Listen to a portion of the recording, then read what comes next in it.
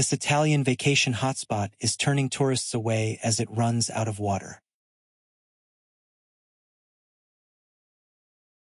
But the aqueduct and others built in modern times are running so dry that small hotels and guest houses in the city and nearby coast are being forced to turn tourists away.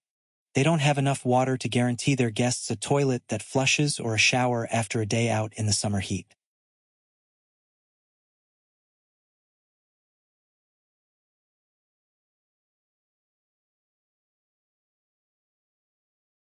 Sicily began enforcing water restrictions in February when the region declared a state of emergency amid a relentless drought.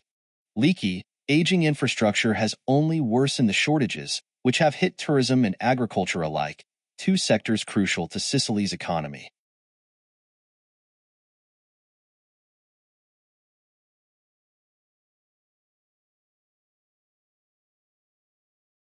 Rationing is in place for more than 1 million people across 93 communities. Some are having to reduce water consumption by up to 45%.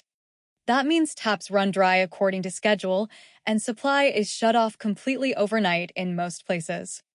Having enough water to drink is a matter of getting organized during the day.